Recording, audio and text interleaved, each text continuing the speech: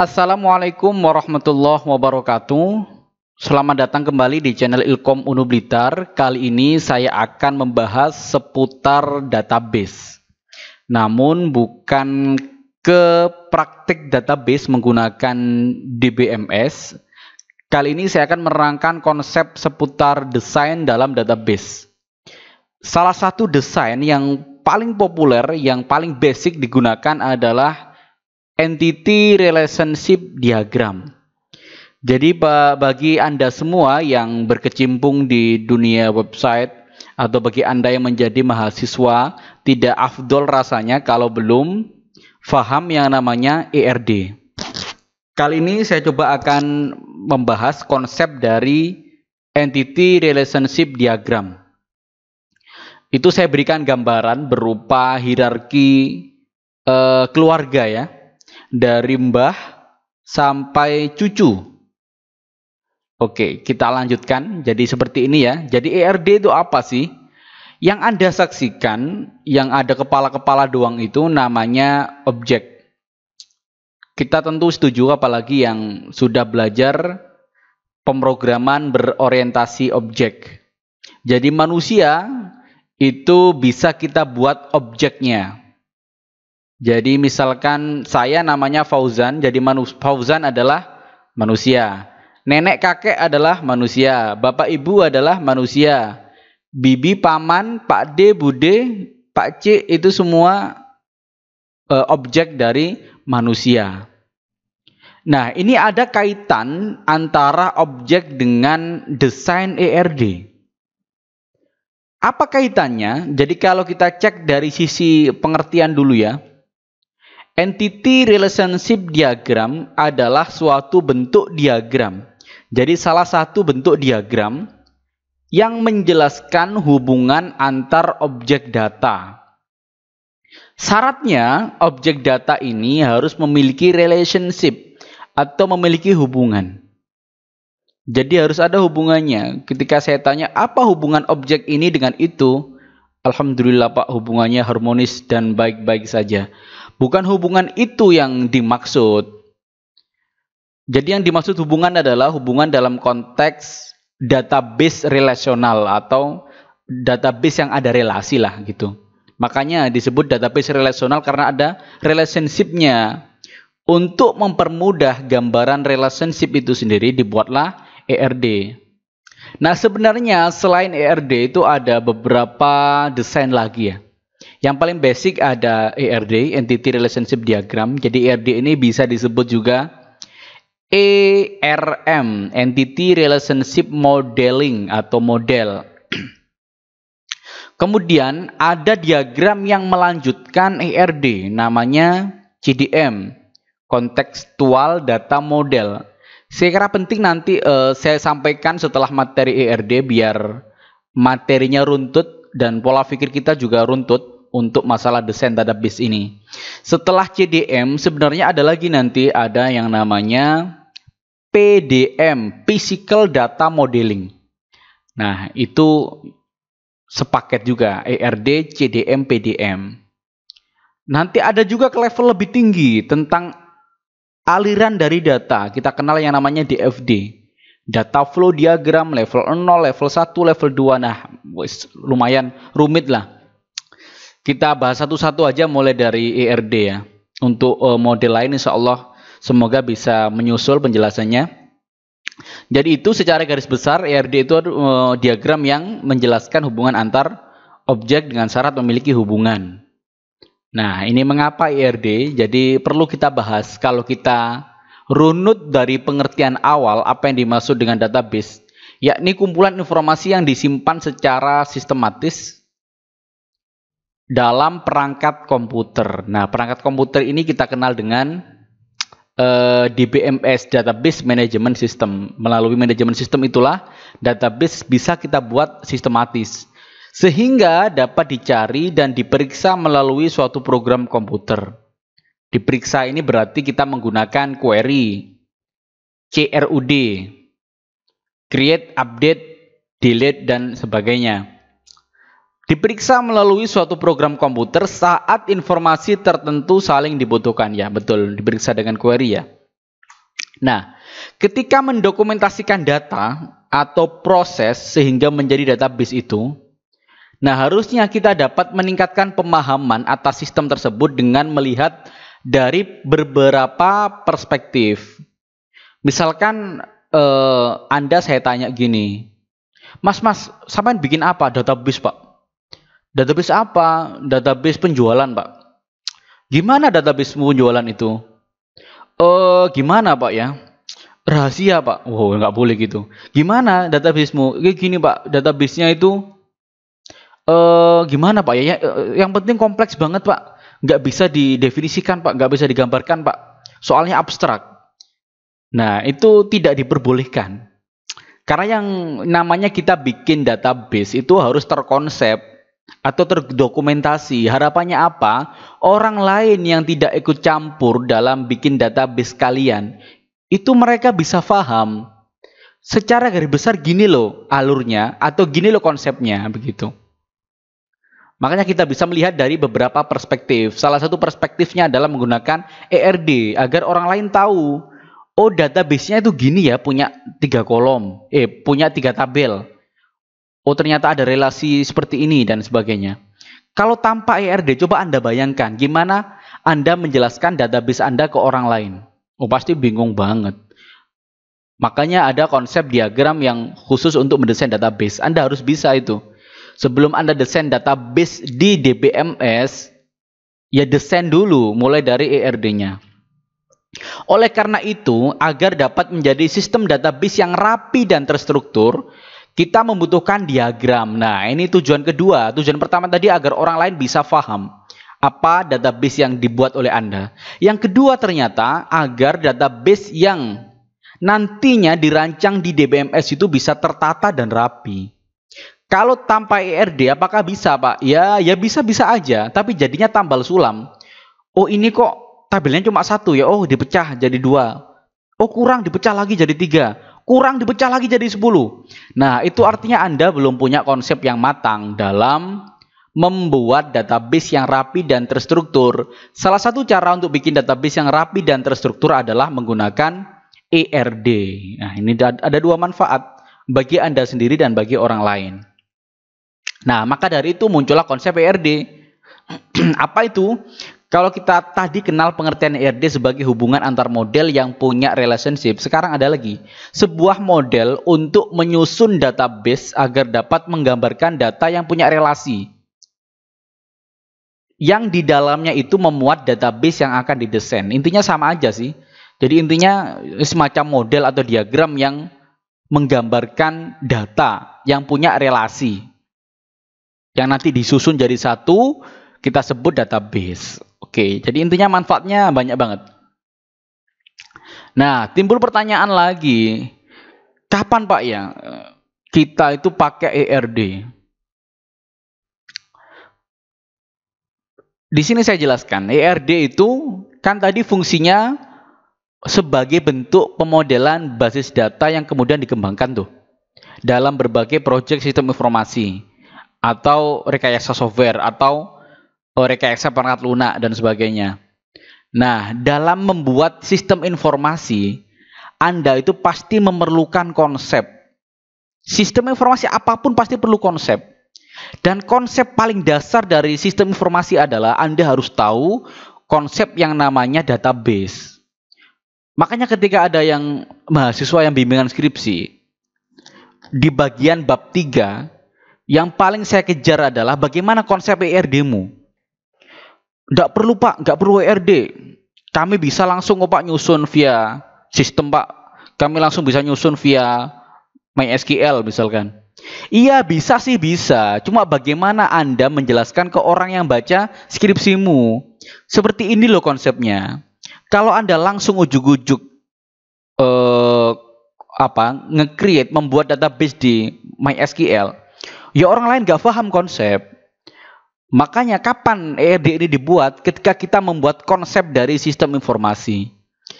Jadi kalau Anda nanti misalkan mau bikin proyek besar atau bikin skripsi bidang sistem informasi, Anda siapkan konsep database menggunakan ERD. Lah tentu ERD ini kan konsep paling awal. Tadi saya jelaskan ada hierarki yang lebih tinggi dari ERD, namanya apa tadi? CDM, Contextual Data Model. Ada hierarki lebih tinggi lagi, ada PDM, itu bertahap. Berarti Anda siapkan tuh konsep ERD, konsep CDM, dan konsep PDM-nya. Kok ribet banget, Pak? Tidak ribet. Justru ini untuk mempermudah Anda. Mempermudah sejak awal untuk merancang konsep. Daripada tambal sulam ketika masuk di sistem DBMS-nya.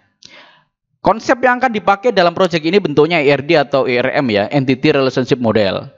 Jadi kita dapat memanfaatkan ERD sebagai kerangka atau konsep dalam bikin sistem informasi. Nah, ini titik poinnya. Oke. Saya kira cukup penjelasan untuk kapan pakai ERD. Yang gambar atas itu contoh dasar ERD, cuma masih terpisah-pisah, belum ada relationship-nya. Coba saya jelaskan dulu ya. Jadi ERD ini seperti kita desain flowchart. Kalau kita bikin flowchart, pasti kita tahu simbol-simbol dalam flowchart itu apa saja. Sama kayak ERD. Di ERD itu ada simbol atau komponen ya, komponen penting atau unsur penyusun dalam ERD. Yang pertama ada entitas. Kalau di flowchart, simbol entitas ini dipakai di simbol proses. Sama-sama bentuknya persegi panjang, tapi kegunaannya beda antara di flowchart dengan ERD. Jadi coba fokuskan pikiran Anda ke ERD, jangan ke flowchart lagi. Kalau di ERD ini berarti namanya entitas. Kita bahas dulu, entitas itu apa, Pak? Kumpulan objek yang dapat diidentifikasi secara unik atau saling berbeda. Contohnya ya, coba kita pikir, manusia itu entitas nggak? Kita tanya lagi, adakah atribut unik dari manusia? Ada ID-nya nggak manusia itu? Oh ada, Pak. Ternyata manusia itu untuk saling membedakan antara satu dengan yang lain, pakai apa? Misalkan pakai nomor KTP. Nah, nomor KTP kan pasti unik. Kalau objek itu bisa diidentifikasi secara unik, maka dia pasti entitas. Lagi, misalkan mahasiswa. Entitas bukan? Ya Anda pikir balik. Mahasiswa itu punya ID unik gak? Oh punya, Pak. Apa itu? NIM. Karena tidak mungkin ada NIM yang sama antar mahasiswa. Lingkupnya satu kampus loh ya, bukan se-Indonesia atau sedunia. Jadi dalam kampus itu, misalkan kampus UNU Blitar, tidak akan ada mahasiswa yang punya NIM yang sama. Misalkan barang, bisakah barang itu disebut entitas? Barang apapun, misalkan barangnya mau dijual di toko online. Ya pasti bisa, kenapa? Karena barang itu punya ID. Nah, itu gampang sekali. Jadi entitas itu yang penting punya ID unik, ya bisa disebut entitas. Itu disimbolkan dengan persegi panjang ya, ada entity. Suatu entity digambarkan sebagai sebuah persegi panjang yang memiliki nama entity. Oke. Nah, ternyata entity itu dibagi dua ya. Ada entity yang kuat atau entity aja, itu namanya entity gitu. Kemudian ada weak entity atau entitas yang lemah. Lemah ini gimana maksudnya? Jadi lemah ini dia tidak bisa berdiri sendiri. Entitas itu harus bergantung dengan entitas lain. Kalau entitas lain itu hilang atau musnah atau nggak ada, maka weak entity ya nggak ada juga, pasti sudah hilang juga.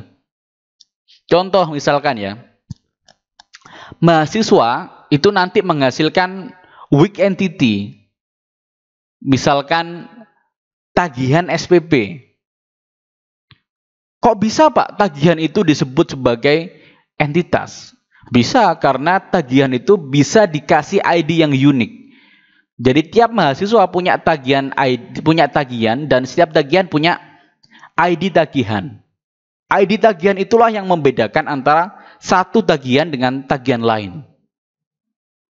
Seandainya mahasiswa sebagai entitas kuat itu hilang, masihkah ada tagihan? Ya pasti tidak ada. Coba, gimana bisa kampus menagih mahasiswa yang nggak ada? Ya nggak mungkin. Pasti tagihan yang melekat di mahasiswa itu ya ikut hilang. Itu contoh dari weak entity. Contohnya adalah tagihan. Coba nanti Anda cari-carilah apa contoh weak entity yang lain. Jadi itu yang disebut dengan komponen entitas. Nah, komponen entitas ini nanti kalau di-generate di dalam database melalui DBMS itu pasti membentuk table, pasti membentuk tabel. Gitu Pak ya? Oh ya gitu dong. Pasti membentuk tabel. Yang namanya tabel pasti butuh apa? Butuh kolom. Butuh kolom. Ini mohon maaf, saya ini kok ya tanya sendiri, jawab sendiri. Ya karena saya jelaskan online, saya kayak ngomong sama tembok. Saya tanya sendiri, jawab sendiri ya. Nikmati aja lah. Jadi entitas itu bentuk table, sementara table pasti butuh kolom. Nah, kolom itulah yang nanti diwakili oleh komponen lain yang namanya atribut. Seperti ini. Nah, kalau entitas adalah nama tabel, atribut adalah kolom. Setiap entitas pasti mempunyai elemen yang disebut atribut atau kolom dalam bahasa kita, yang berfungsi untuk mendeskripsikan karakter dari entitas. Contoh, misalkan mahasiswa itu punya atribut apa? Pasti punya atribut yang unik namanya NIM. Pasti punya nama, pasti punya tanggal lahir, tempat lahir, jenis kelamin, alamat, nomor HP, banyak sekali lah. Seperti yang Anda entrikan waktu di biodata mahasiswa di SIM akademik kan banyak sekali. Segitu banyaknya entry data hanya diwakilkan oleh satu ID unik yaitu NIM. Kalau saya manggil NIM itu maka atribut lain ya ngikut lah, ngekor. Oke, saya bahas lebih lanjut. Jadi atribut ini ada 4 ya. Nanti ada di beberapa referensi lain lebih dari 4 atau bahkan kurang dari 4. Mungkin ini yang sering muncul. Yang pertama adalah atribut yang disimbolkan dengan apa itu? Oval ya, notasi chain, oval. Oval ini kalau di flowchart apa? Start N bukan ya? Mungkin itu ya, start N ya. Sebuah atribut digambarkan sebagai oval yang memuat nama atribut. Ya, itu atribut. Atribut biasa. Misalkan nama. Yang bukan unik. Tanggal lahir itu bisa, bukan unik. Nah, ada key atribut. Suatu atribut yang mengidentifikasi suatu entity dengan sangat spesifik atau unik. Ini yang disebut sebagai ID atau key atau sesuatu yang unik melekat pada entitas. Jadi setiap entitas wajib punya key atribut. Kalau entitas tidak punya key, berarti dia bukan entitas. Pasti punya key. Oke ya. Kemudian ada multi-value attribute. Atribut yang dapat memuat lebih dari satu nilai. Ini digambarkan dengan double oval. Misalkan gini. Ada data atau ada entitas, misalkan buku. Buku itu punya ID unik, namanya ISBN. Nah, di dalam atribut atau entitas buku tadi, selain punya key atribut berupa ISBN, dia punya multi value atribut. Contohnya apa? Pengarang. Kenapa disebut multi value? Karena dimungkinkan pengarang dalam satu buku itu lebih dari satu. Kalau cuma satu ya atribut. Misalkan nama mahasiswa ya atribut aja, bukan multi-valued atribut. Masa mahasiswa dengan NIM 1 namanya 10 kan tidak mungkin. Kalau pengarang masih mungkin. Kemudian ada derived attribute, yaitu atribut yang nilainya dihitung berdasarkan atribut lain. Jadi ini nggak bisa berdiri sendiri, harus ada atribut lain ya. Kayak tadi itu ada weak entity atau entitas lemah. Di sini ada derived attribute. Bukan berarti atribut lemah, cuma posisi dia tergantung atribut lain. Misalkan apa? Misalkan usia. Usia itu bisa muncul otomatis dengan atribut tanggal lahir. Begitu. Bisa dihitung otomatis. Yang penting ada atribut tanggal lahir. Bisa dihitung usianya. Itu untuk atribut. Semoga Anda paham. Kemudian ada yang namanya relationship. Ya, ini yang namanya hubungan. Bukan berarti baik-baik saja ya. Harus ada hubungan. Hubungannya gimana? Hubungan antar entitas itu harus diawali dengan kata penghubung. Biasanya diawali dengan kata kerja.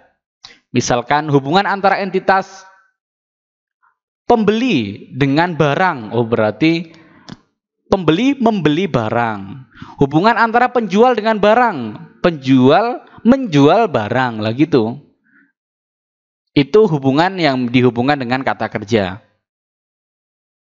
Nah, kemudian ada penghubung disimbolkan dengan garis. Garis penghubung antar notasi, bisa antar itulah model dalam ERD. Menghubungkan antara entitas dengan atribut, entitas dengan relasi, dan sebagainya. Nah, kalau ngomong-ngomong masalah relasi, ini seru juga. Karena relasi ternyata itu ada banyak jenis ya. Ada 3. Ada yang relasi antara one to one. Jadi yang namanya relasi kan pasti ada 2 yang menghubungkan satu sama lain. Kalau Anda tak punya relasi, berarti kan jomblo. Orang jomblo itu kan tak punya nggak punya partner. Itu bukan termasuk relasi. Jomblo itu nggak termasuk relasi. One to one itu relasi. Setiap entitas bisa punya relasi, misalkan one to one tadi dengan satu entitas lain. Misalkan entitas siswa dengan nomor induk siswa. Jadi setiap siswa itu pasti punya NIM. Punya nomor induk. Mahasiswa punya NIM. Jadi satu mahasiswa punya satu NIM. Itu contohnya. Kemudian ada one to many, satu ke banyak. Saya dosen bisa memiliki relasi banyak untuk mahasiswa. Dosen dengan mahasiswa. Misalkan satu dosen bisa membimbing banyak mahasiswa. Itu one to many. Atau many to many. Misalkan mahasiswa atau siswa dan ekstrakurikuler. Jadi setiap siswa itu bisa memilih lebih dari satu ekstrakurikuler. Begitu ya. Atau banyak ekstrakurikuler bisa dipilih banyak siswa. Jadi saling terhubung satu sama lain. Oke, sampai sini semoga Anda tidak bingung ya. Kalau nanti masih bingung, kita lanjutkan ke pembahasan berikutnya. Langsung kita praktik. Biasa, kalau kadang bahas teori itu memang membingungkan. Wajar lah. Nah, ini contoh. Ini masih teori ya. Contoh ERD untuk portal online. Ini contoh adalah contoh entitas. Coba entitasnya apa saja? Yang simbolnya kotak tadi, simbolnya persegi panjang. Entitas admin, entitas artikel, ada entitas kategori. Nah, ini entitas. Coba Anda telusuri, ternyata setiap entitas punya key atribut. Nah, ini key atribut, ini key atribut, ini key atribut. Nah, ID itu key semua. Ini contoh ERD dari portal online, di mana di portal online ternyata didefinisikan ada 3 entitas atau 3 model, 3 tabel minimal, tabel admin, tabel kategori, tabel artikel. Yang mana tiap tabel itu digambarkan dalam entitas admin, entitas kategori, dan entitas artikel. Nah, kemudian antara entitas admin dengan artikel ini dia punya hubungan satu sama lain ya. Ya semoga harmonis lah hubungannya. Ini hubungannya digambarkan dengan relasi memasukkan, nah, kata kerja. Admin memasukkan artikel. Nah, hubungannya itu. Kategori, artikel memiliki kategori. Seperti ini. Nah, untuk tadi masalah one to many atau many to one, ini bisa dicek. Admin, ini one. Artikel, ini many. Maksudnya apa?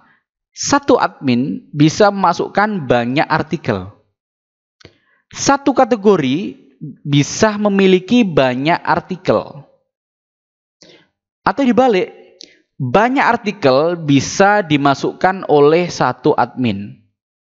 Atau dibalik lagi, banyak artikel bisa dimasukkan dalam satu kategori. Nah, seperti itu contoh hubungan one to many atau many to one. Ini contoh dari ERD untuk portal online. Berikutnya ada contoh lagi ERD untuk sistem informasi akademik.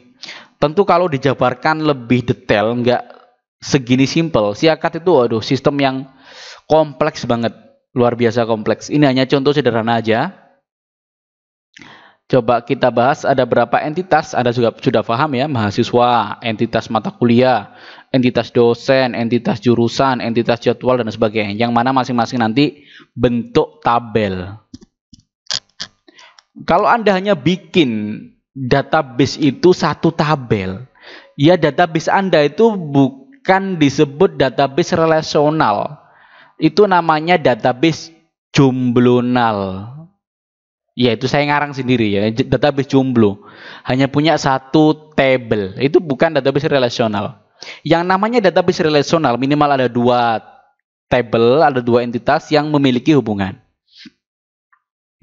Mata kuliah. Jadi dosen, satu dosen bisa mengampu banyak mata kuliah, itu hubungannya. Satu jurusan bisa punya banyak mahasiswa.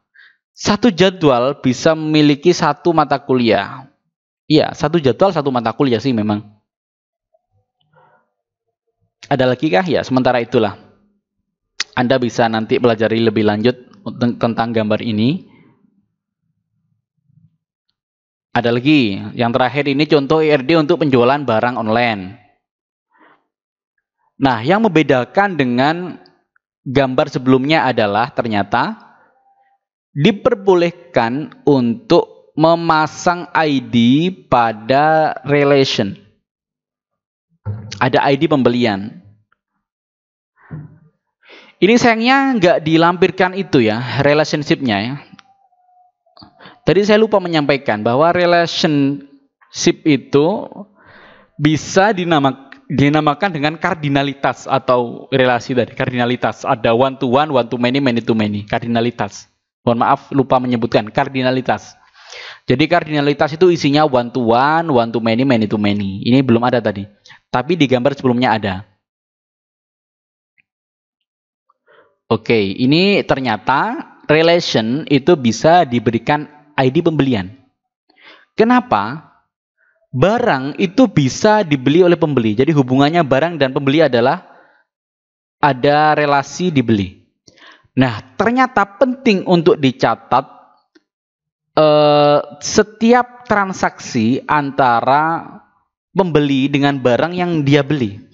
Yang mana penjual itu harus tahu transaksinya gimana. Lewat transaksi itu kan penjual menghitung barangnya yang laku berapa, dia untung berapa, omset berapa, dan sebagainya. Maka diperbolehkan relation itu, relasi diberikan ID pembelian dan sama tanggal. Itu contoh. Itu ada tiga tadi ya, tiga contoh dari ERD.